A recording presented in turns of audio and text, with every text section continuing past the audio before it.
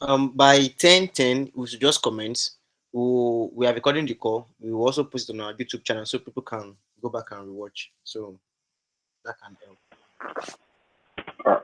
All right. Sure. All right.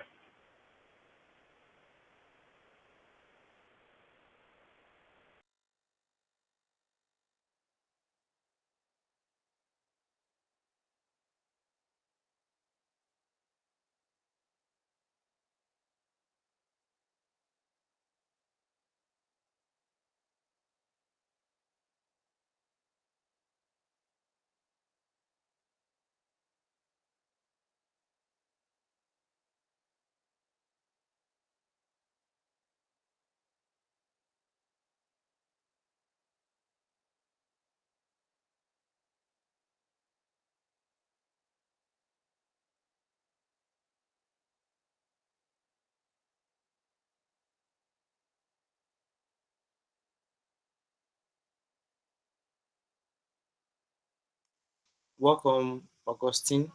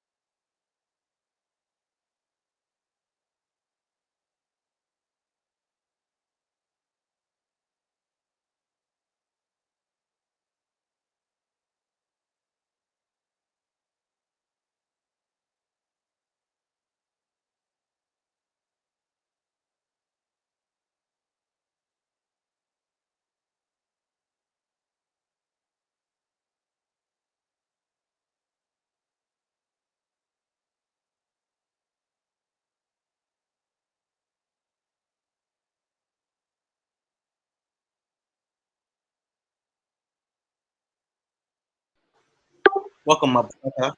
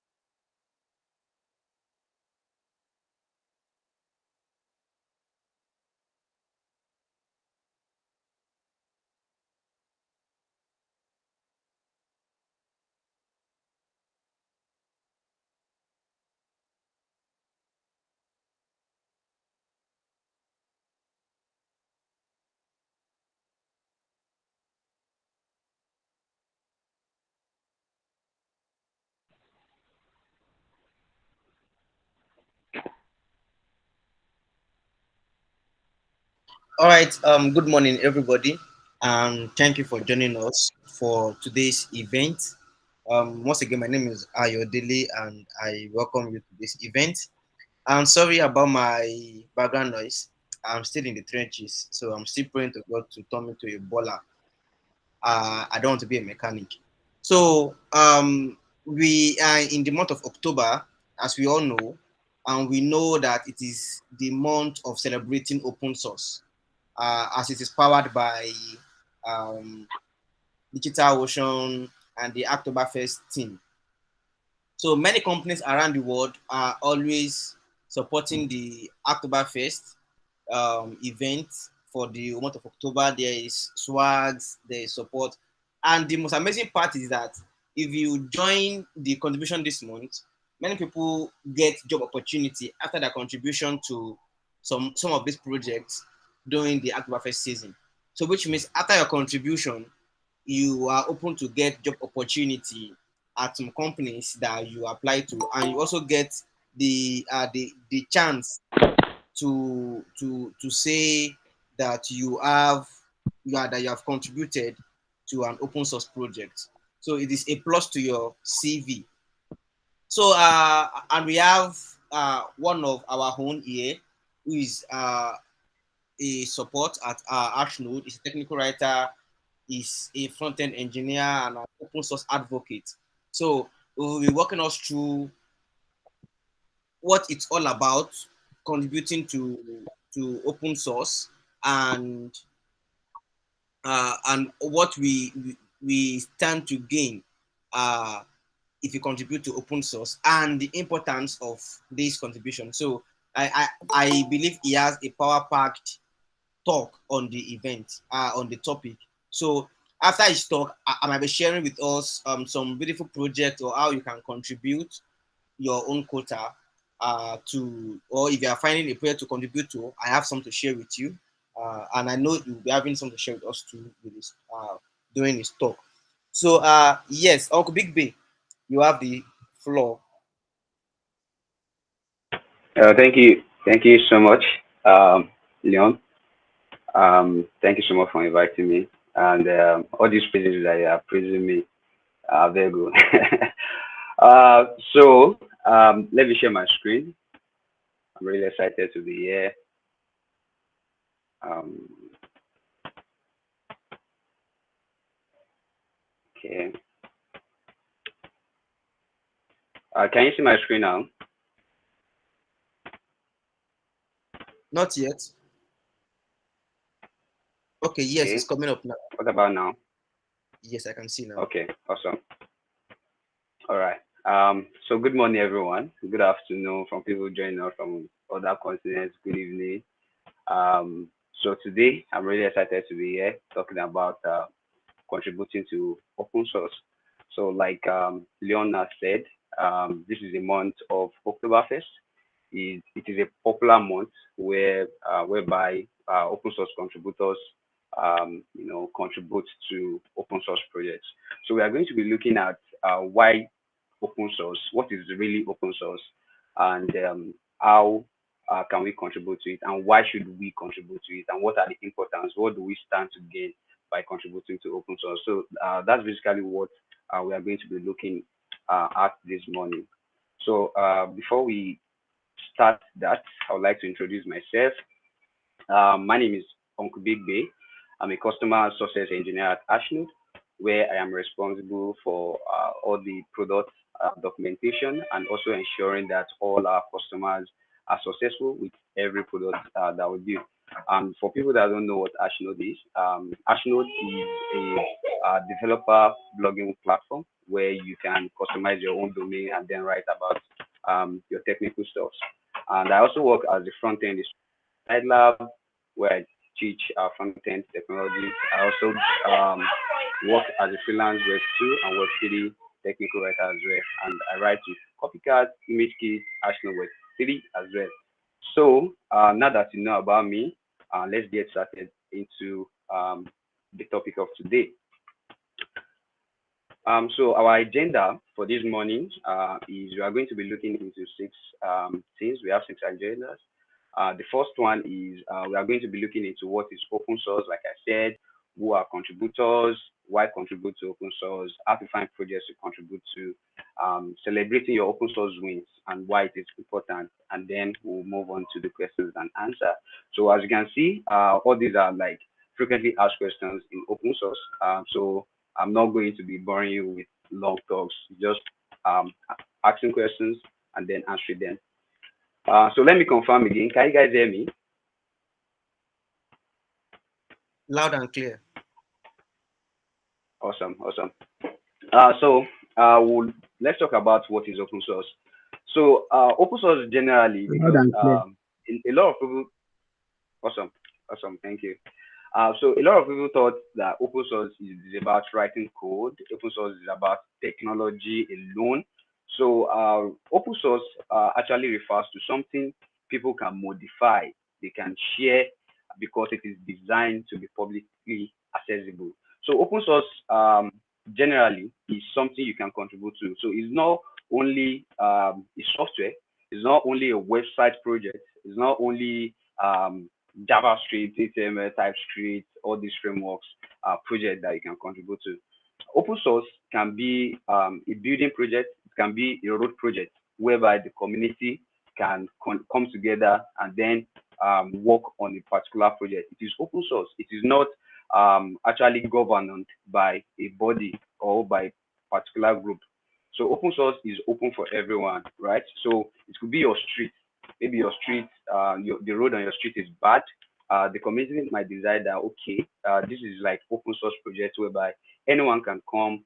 Anything you have, if you are a bricklayer, you can help us with some block, with cement, and all things like that. So when they come together, they will be able to, achieve their goal by building that project. So that's basically what open source means. So in a nutshell, open source is something that anyone has access to, right? So now, now that we know what we have an idea of what open source is, like everybody has access to open source, anybody can contribute to open source. So, what are open source projects in the tech industry? Like when it comes to tech, what is actually open source projects? So, open source projects are software projects that are designed to be free, open to everyone, contributable by anyone, and anyone can contribute to it. So from this definition, you can see from the highlighted keywords, you can see it is free and it is open to everyone and it is distributable. So open source projects are actually free. You don't, as the end user, you don't have to actually pay to make use of the open source project because at the end of the day, the contributors are actually the people that are making use of this open source project. For instance, now, like we said, we talked about the road project in our community, which are open source. We are the one actually making use of this road. The people wants to make it better. They want to improve the road for themselves. So it's just like working for yourself as well.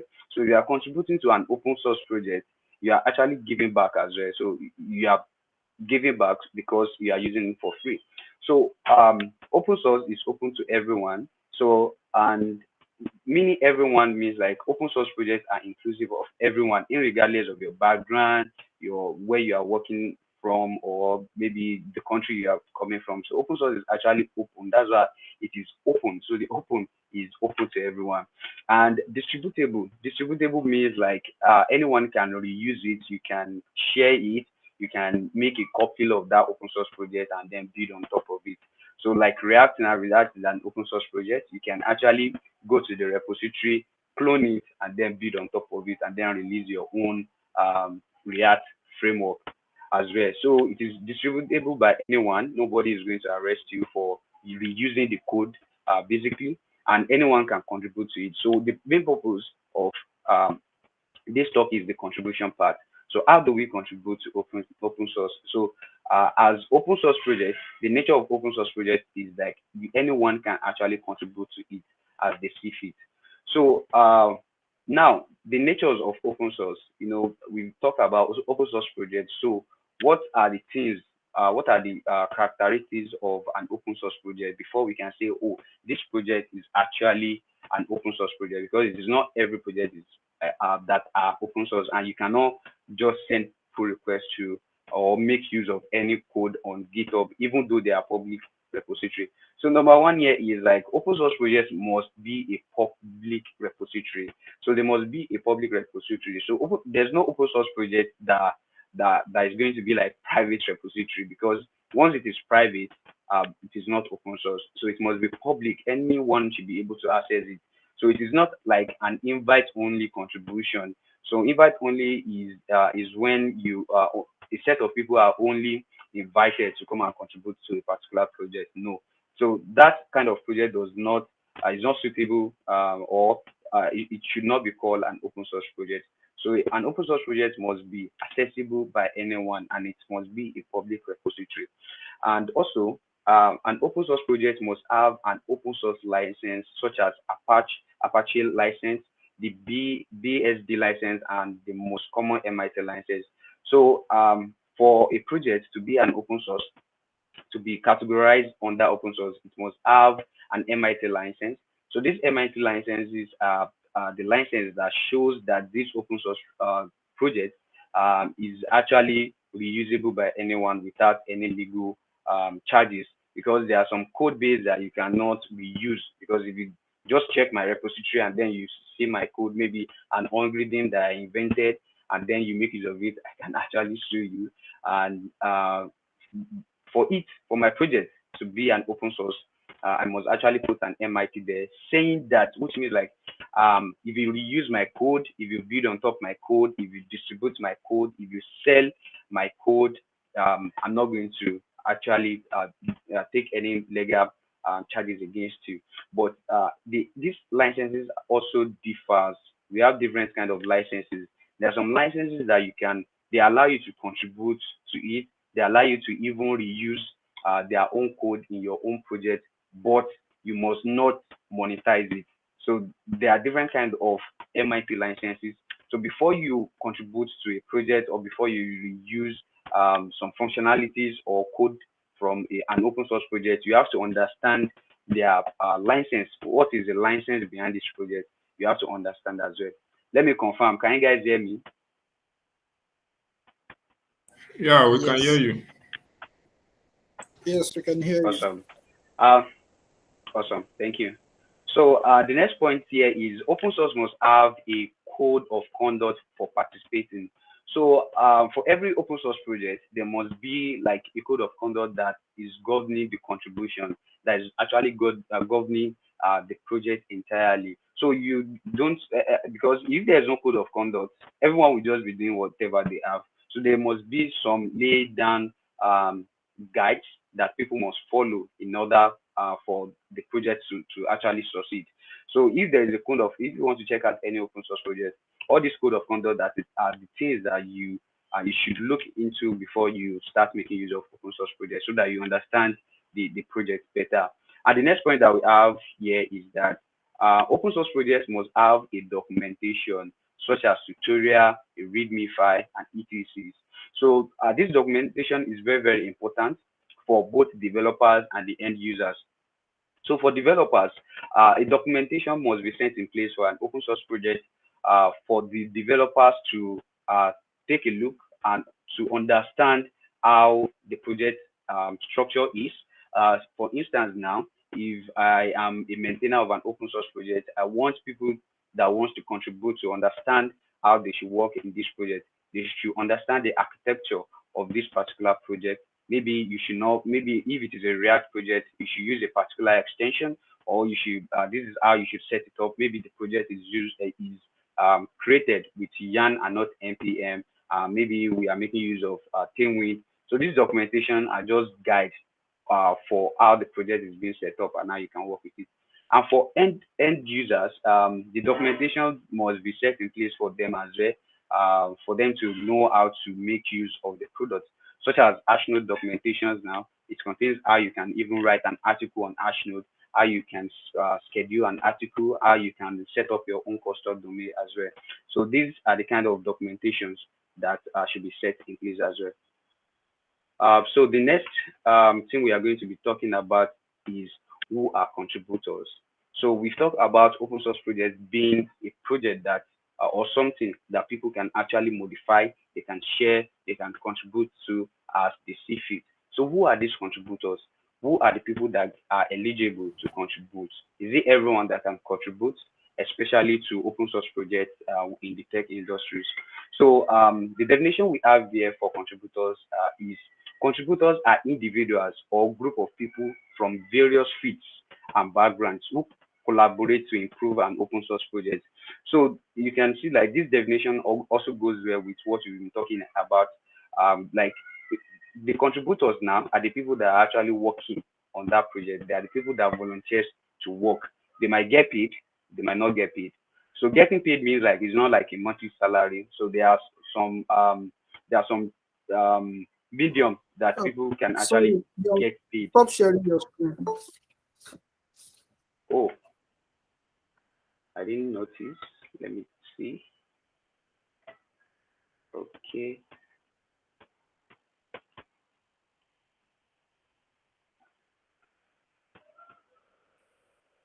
Can you see my screen now? Yet, not yet. Okay, What talk about now. now? All right, all right. Sorry about that. So I was talking about who are contributors. Like I said, the contributors are individuals or group of people from various fields and backgrounds who contribute to improve an open source project. So people can actually contribute individually or contribute as group of people. So for instance, now I can decide like, okay, I am using React tools notification, and then I see some bug there. I can decide to send a patch. Being a software developer, I can send a patch to fix that particular bug. Or as a group of people like I4G Abuja chapter now, we can decide like, okay, we want to during this Oktoberfest, we want to contribute to a particular open source project as a team. So you can contribute as individual or a group of people, and then we have various fields, be it designers, we have front end, back end. We'll still talk more about these people that can actually contribute to open source. So open source project is open to anyone, and anyone can be a contributor, even if you don't have any idea about technology. And then as we proceed, we are going to talk about that as well. So now one of the things we are going to look into next is who are the contributors. So the popular the popular people that we know that contribute to open source projects are the programmers, right? They are the people that write code. They are the people that make things work. They are the one that makes this magic. So uh, they are the code contributors, right? And they contribute to the technical aspect of an open source project, such as the front end, back end, SDKs, and so on. So these people are actually the one responsible for writing all these codes and then making things happen in an open source project. So these are the number one people that work on an open source project. And then let's look at another people that can work on open source projects. So we also have the designers. So the designers are the one that they they are categorized under no code contributors because they actually don't write code, right? They don't write code like the programmers, but they make designs. So they make designs for developers. It might be like a flyer. It might be in terms of UI UX. It might be in terms of graphic design as well. So they contribute to design requirements. So anything that has to do with design requirements of an open source project, a designer can come in there. So as a programmer now, you have to work with designers because when they design, the design that they've made, that's what you will now turn into the website that people can actually see. So everyone has their role, and then we have two categories now. We have the code contributors, and then we have the no code contributors. Designers don't have to know how to code. They have their own feed, which is to design, create UI UX, create flyers, create graphic designs. So they also have their place in open source contributions. So the next people we have are the product managers. So the product managers are the ones that they contribute to the business process, including project design, what to develop, when to launch, and management. Because the product managers now, they are the ones that will look at the workflow, they will look at the timeline of the project, and then determine what should have the highest priority, and what the developer should work on next, what should the designer work on next as well. So they are the one that breaks all the workflow into circles, and they also have their own role. So as you can see now, we have the technical aspect, we have the design requirements for the designers, and then we have the business process for the product managers. So if you are a beginner in programming, you have your own place under programming, right? You can contribute with code. If you are a designer, you can look at open source projects look at how they are. If do you think you can improve their designs? Do you think you can create graphic design for them, even if it is not UI UX? You can still create graphic design for them, and then you share it with them as a contribution. And then as a product manager, you can make use of an open source as a place of intern where you put your product management knowledge into use in an open source environment. So you can get yourself involved in the business process of an open source project. And lastly, but not the least, we have the technical writers, which are very, very important. So they also fall under the no code contributors. So the technical writers are the ones that are responsible for creating step-by-step guide on how to utilize a project, and they are also in charge of documentation. So if you remember when we were talking about the characteristics of an open source project or what an open source project must have, we talked about the documentation. So the technical writers are the people that are responsible for this. They do not necessarily have to know about what is going on under the hood, in the front end, in the back end, or how an SDK is being built. So they can just write a documentation about the end users, how this project works. So they don't have to really understand how it works at the background. So you can just focus on the end users side. When you click, if you want to sign up, these are to do it. If you want to install this, you just run npm install, and then they can also work closely to the programmers. So if you need anything, if you are confused, you can reach out to the programmers. How does this component works? And then they will tell you, and then you document it. So that's basically how these are being connected. So everyone has their own role. If you're a programmer, you have your own role. If you're a designer, you have your own role in open source. If you are a product manager, you have your own role. And if you are a technical writer like me, you also have your own role. So you can improve the readme of an open source project. You can improve their documentation. You can create tutorials on your own blog, even without pushing it to their own GitHub. You can add it. You can add it to your blog and then add it to the discussion on GitHub. So these are the ways to contribute to open source, and these are the contributors as well. So uh, just look at where you fall into, and if you feel your own feed doesn't fall here, during the question and answer, you can bring it up, and then we can see where you fit in. But there is always a place for everyone in open source contribution. So the next thing we are going to look into is why contribute to open source. So why should you contribute to open source in the first place? So why is it important? What's the big deal there? People are not paying you. They are not going to be paid for contributing to open source most times. And then why should you contribute? So the number one most important thing, like I said, is giving back. So it's giving back. So contributing to free services that you use in your profession is a way of saying thank you. So, like I said, if you are making use of an open source project, let's say you are making use of React, everybody makes use of React. So that's why it has a high number of contributors as well, because it is open source and it is free, and that is what you are using in your daily professional life. So you can just say, how can I say thank you? Do you want to improve that documentation? Do you want to add this feature? Do you want to, do you want to improve a particular feature as well? So it's a way of giving back to the open source project by contributing to it, because they might need more people to work on some issues. So there's no, if you check most of the open source project repository, you will see some issues being raised.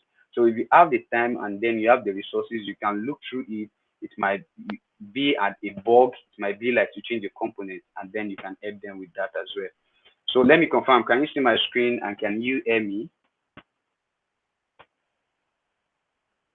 Can you see my screen? Yes, both. All right. Okay, awesome, awesome, awesome. So the next point here is experience. So when you contribute to an open source project, you are going to, also obtain some experience from there. So contributing to open source project improves your reputation and can help you advance in your field. So, and this is very, very important, and this is true, because when you contribute to an open source project, people already know you, that you contributed to one or two open source projects, and if you show it like you share it on your LinkedIn, you share it on your Twitter, people already knows you that okay, this guy has done it before, so they should be able to do it again if we employ them. And then it also advances you in your field because you work in a real life project where thousands of people or millions of people are actually using. It doesn't matter where your own contribution is, right? You seen how things work. You've seen the process of contributing to an open source project, and an open source project is like a regular project, like even a company is just like a regular project, a real life project. So the difference between it and a company owned is because it is open to everyone. And for you to be able to contribute to it, people have reviewed your code, they have reviewed your own design, they have reviewed your technical writing, your documentation, and that means like you are advancing because you are going to be working with world class developers because a lot of people that work on React, that work on Mozilla, they are world class developers and other open source projects as well. So you have the opportunity to discuss with people and then learn new things as well. So the next one we are going to talk about is discover. So one of the reasons you should contribute to open source is because it's going to help you to discover new things. So you will be able to discover how powerful open source projects are built. It will help you learn new things. So like I said, open source projects are real life projects that are being used by people, right? They are real life projects that are being used by people, thousands of people, millions of people. So if you get to discover how React is being built under the hood, how the architecture is, how Mozilla was developed. You have discovered something that is going to help you on a long run, which will become an experience for you, right? Only just because you are giving back, right? So when you discover things like this, it improves your experience and then it's really going to help you a lot, right? It's really going to help you. So that's one reason you should contribute to open source. And the last but not the least is networking. So networking here means like you get to meet people, you get to meet new people who share the same interest with you, right? And then establish long lifelong friendship and mentorship, right? So through open source, you can meet with people whereby you can form friends with them, and then they can even refer you. You can refer someone as well later in the future because you work together. Maybe in the open source project I am working in a component that is dependent on your own component. So I have to reach out to you, and then we started talking on Twitter. Then we were able to complete the project, and I love the way we work together. And when there's an opening where I work, I the first person that comes to my mind is you.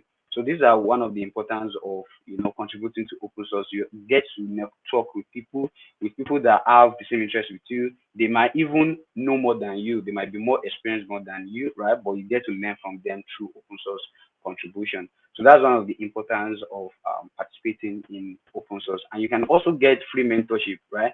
Because if the maintainer likes the way you are contributing, communicating to them during this process, they might decide to keep in contact with you, right? And then you can always reach out to them, ask them questions, career questions, stuff like that. So that is very good. These are the few points that I've listed here. So giving back to the open source project that I use, you are going to gain experience and you will discover new things, and also you will form lifelong friendship and mentorship as well. So how to find projects to contribute to? So this is like a very common question where that people ask, like how do I find projects to contribute to? Where do I get the project? I've been looking for projects, I couldn't find them. So one way that should come to your mind as a developer is for you to Google search, right? So when you make a quick Google search like open source project on GitHub, right? So you will get some list of projects, old and new, right? So as you can see, the first result that came out is 8 open source GitHub repositories that are trending right now, right? So what this means is like they've given you the list of open source projects that are trending, so you can take a look at them. You might necessarily not be qualified because maybe they are making use of Java, and then you are a JavaScript developer. You can look through them, see the ones that you are fit. Maybe you even if it is Java, you are a designer. You can look at it. Do they have good designs? Are their screenshots clean? Is it updated? Right? Even if it is screenshot of the documentation, they might have changed their UI, but they don't have someone to update the screenshot in their documentation. So you might just take the time, look for a good software to take screenshots and then edit it like the 1 year, and then you update. So that it doesn't necessarily have to be like, oh, this is a very complex um project. I don't have a way to contribute to it. It might even be like just correcting the sentence from there, improving it to be more user friendly, right? So that's it. So through Google you can get open source projects, ideas, and then that you can contribute to and then look into. So and the second search result that we are seeing here is like this is from GitHub, and then there are 301 public repositories matching what you search. So if you check here, out of these 301 public repository, you will find at least two, three. If you are not able to go through all, but you look at the first 100 or 150, before then you might have gotten like two, three, four, five that will interest you and that your skill set is going to match. So the next way that you can find projects is GitHub itself. So there are different keywords that you can actually search for. If you are looking for a beginner friendly, or like maybe you're a Java, you just started with JavaScript, and then you are looking for beginner friendly repositories that you can contribute to. So what you can do is you can come to GitHub and then search for good first issue. So good first issue is a label that is being added to repositories or issues that are beginner friendly, that you can easily get started with, that they believe that you can get started with. So and then you can search for beginner friendly as well. If you search for the keyword beginner friendly as it is being shown here, you will be able to get repositories that will, where you can make your first open source contribution. So you can see here, this particular repository is just for you to make your first open source contribution, and then it has like over 1.3k stars, GitHub stars. And then you can see another one here, a website to help beginners find good first issues and repositories to contribute. So a lot of projects are out there that are actually being designed for beginners. So it's just like you are testing things out, like your hello world to open source contribution. So that's basically the good first issue and then beginner friendly. And there are some good first issues that are issues. They are actually issues. So you can see the issues here. We have like 2 million issues that are related to good first issue. So they are like beginner friendly, and if you look through them, you might be able to get like two or three that you can actually work on. So that's basically what how to search directly on GitHub looks like. And another way to find projects to contribute to is through a blogging platform such as Ashnode. So I'm a big fan of Ashnode even before I start working with them, right? So what I usually do is if I'm looking for a particular resources, or I'm looking for a particular topic that I want to learn more about, you can make a quick search on Ashnode. And from this result now, you can see we have the Avian is one of the popular open source contributors community that I know. So you can see building tools for open source communities. So from here, you can even learn more about open source communities and how open source tools are being built, right? And then one good thing about open source is like, since it is open, whatever you do there, you can share it with people. You can share it, you can document it as well. So whenever you are able to make a contribution, or you have a goal, you maybe like your contribution was matched, you can write an article about it. If you did like this event that we are having now, that I'm giving a speech, I can write an article about it, like my experience sharing, like speaking at I4G open source events, right? So you get to know what is going on about open source. Like someone is sharing their first international conference through open source. So open source can actually take you international as well. And also you can learn on how to contribute to open source projects step by step. So, and you can also learn about Oktoberfest open source projects to contribute to. So these are a way to get more information about open source and also get projects to contribute to. So like here now you will see 7 open source projects that you can contribute to. And this is also related to Oktoberfest. This is coming from Idris, our popular Idris from Nigeria. You can see all the active open source projects that are setting contributions. So if you check them, you'll be able, and we are there, they see a longer list. So these are just the first um, 5 results from Ashton. So you can get more information from there, and then it's really going to help you too. So open source communities to join. So we've talked about being a programmer, you can contribute to this, being a designer, a technical writer, a product manager, they can all contribute. But how do you get started as a beginner, or how do you, as a beginner in open source projects? Because we might not be um, you might not be a beginner as a programmer or designer, but you might be a beginner at open source contribution. You might not know how to go about it. So it is good for you to start with a community, right? So you can start with communities like Avia community, like I said, is one of the communities I started with as an open source contributor, as a technical writer, and then they will also invite you like on a live presentation like this. You will test out the open source project. I think my first one was Upscotch. Is an alternative to the Postman for API testing. So you get to know more people from there. They will give you some roles like a technical writer. You can create contents like video articles, or you create like slide as well. So you can also join the Oktoberfest community. I think they have a Discord community that you can join. So if you join there, you get to know how people are contributing, what people are saying, the terms, what the process looks like, and how people are actually going about it as well. So these are the things you can learn from the community. And also, you can check out this article by Idris. I'm also recommending it again here. So I didn't even know it was in the description. So the October, if you check this article, you are going to see some active open source projects that are accepting contributions. So it is written by Idris Olasofne, a very good guy. So you can check it out, and then you see some open source project that you can check out and then learn from, even if you are not able to contribute to it. Then looking at their code, it will boost your own experience as well. So, and also you can look at Medusa, is an alternative to Shopify, and is a very good project. And if you check it out, you can learn more about the project. You can even write for them. I think I've written from there through Avia community as well. So they are part of the project that are boarded as open source projects in the Avia community. So it's also a very good project. You can also check it out. Lovely people, lovely community, and then you also learn from there as well. And now celebrating your open source wins. So this is one of the important things about anything we do generally as a programmer or in this tech space. Whenever you attain a certain timeline, you should always celebrate it because firstly, it let people know your progress, right? And also, it also boost your own confidence.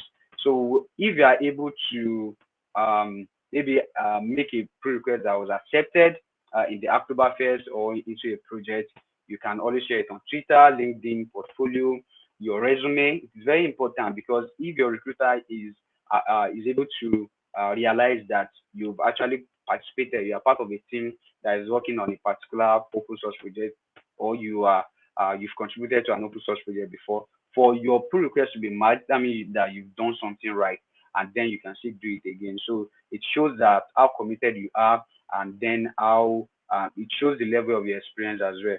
So you can also talk about it during interviews when you are talking about your project. Even if you don't have any working experience with a company, you can say something like I've worked with open source projects where I am responsible for building component or improving their documentations. It is not a company, right? You were not even paid, but it is where you work like an intern. So you just tell them what you did, your role there, and this is what showing celebrating your success looks like. So I saw this on Twitter. Credit to the person.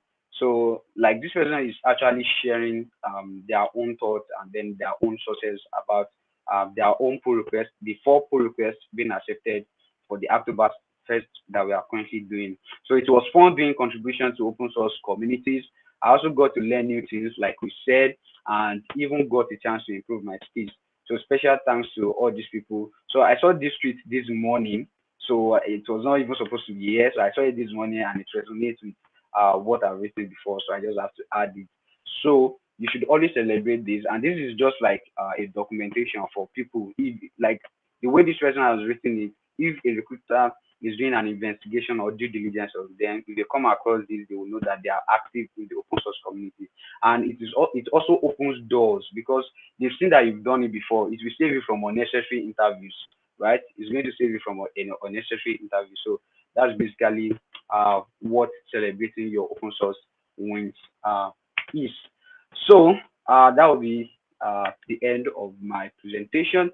So if you have any questions, any doubts, if your feed is not what we've touched, so you can also ask questions regarding that, and then I'll be glad to take your question. Yeah, thank you. Thank you so much, Uncle Big B.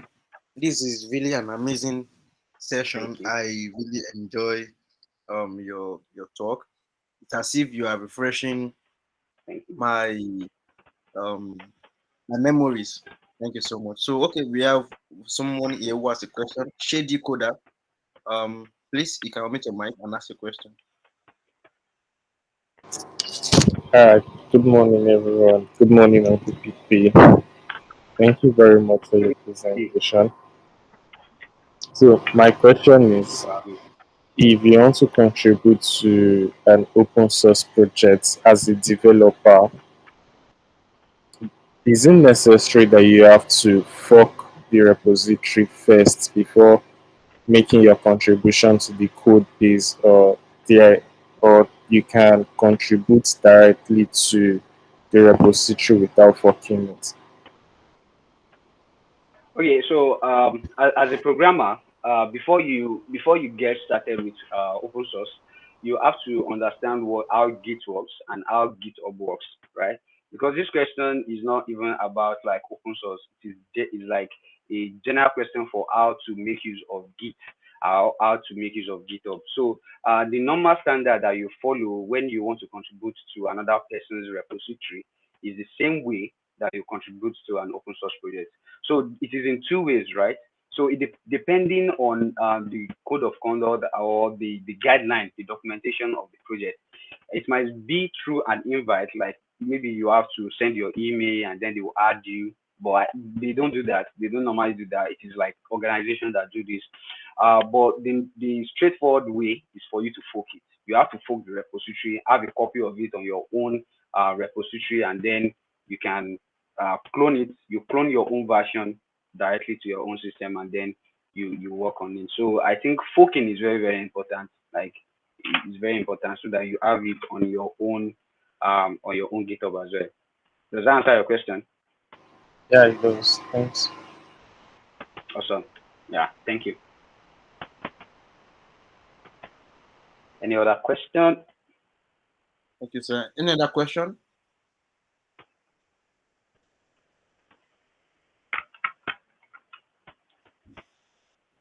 Okay. So it Okay, thank seems you very much. My question is regarding contribution for no code contributions, basically. So, say for example, someone wants to contribute to an organization, the person is a project manager.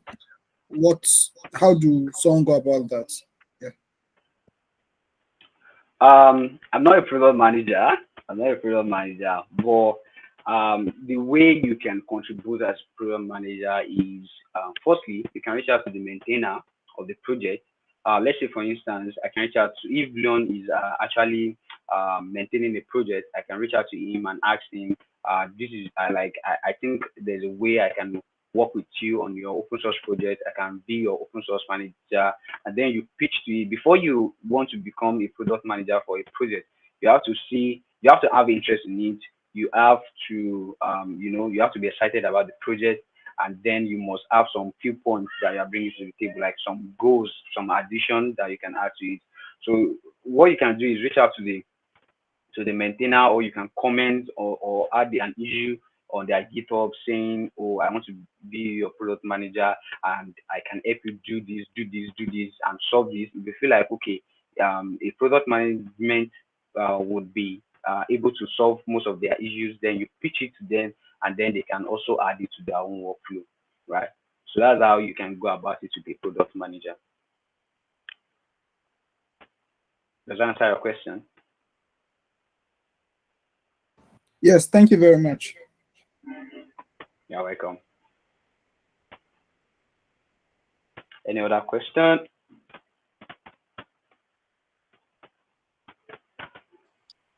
I guess we are done with the questions. So thank you so much, Uncle Big Day. We really appreciate your time, Thank you. appreciate your evangelism about crowdsource, and we are proud of what you are doing at Ashnode and for the tech community and the space entirely. Really appreciate you. All right. So Thank you, sir. and before we end um the the session, I'll quickly share my screen to show us few things that okay, it's not even a few things, it's just like a few project to add to what he has shared with us before. So I've shared the link in the chat section. So they are beginner friendly projects that you can contribute to. Let me share. Okay. Yeah, so 69 friendly project you can contribute to. So, and if you notice, it is also on Ashnode, which tells you that this is one of the best platform that you can use as a technical writer or as a software engineer to document your process or your growth as you are coming out. So, the person spoke about this particular 10 stacks: JavaScript, Python, Java, TypeScript, Ruby, Rust, Go, PHP, C++, and Kotlin. So I was only able to look at the JavaScript because if I want to contribute, I will only contribute to the JavaScript side. So I take the JavaScript contribution. And if you look at the project, they are projects that are for users already. So if you are contributing to this project, you're already helping a lot of people. So you can see Vue.js, Node, and okay, let me just look at Vue.js. Let me share this tab instead. So you can see what you will contribute to, particularly on the project. Now you can, if you say that this is the Vue GitHub project, and there are a lot of issues that have been raised, which means these are what people need help for. Now you can see need a life cycle hook which could execute when a component being going to destroy and it happens before next component created. So if you want to work on this issue, you can just open it because there's some conversation under it. If it has been solved or it has not been solved, okay, you can see the problem. So some people have worked on it. So if you notice that the issue has not been worked on, you can actually work on the issue and make your pull request. So, and if it solves that particular issue, when the maintainer checks it and then your PR gets matched, that is a contribution towards the Oktoberfest. So I've sent the link in the chat section, so you can click on the link to come and check project that you can contribute to as a beginner or as a software engineer. And to join the Oktoberfest season, you can just come to oktoberfest.com where you join with your GitHub account or your GitLab account. So, and once you make a pull request, it counts on the project. What they only ask you to do is for PR, and if your PR gets selected and there's no issue at the end of the month, they tell you that you have completed and you've successfully won maybe an Oktoberfest shirt, or maybe you want to contribute to tree building, so tree planting rather. So that is the major aspect of the Oktoberfest, which is for the month of October. But don't allow your contribution to end at the October month alone. Continue contributing even after the Oktoberfest, either as a writer, as a designer, or as a developer. So thank you everyone for joining the call today. We really appreciate your time and effort, and we hope that you have an enjoyable Oktoberfest season. And we hope before the end of the month, we also have another wrap up event for those that have been contributing to share their journey with us, and also let us learn about what they've been doing for the whole month. So thank you so much. We really appreciate you. We've come to the end of the session today. Thank you for joining us, and see you some other time.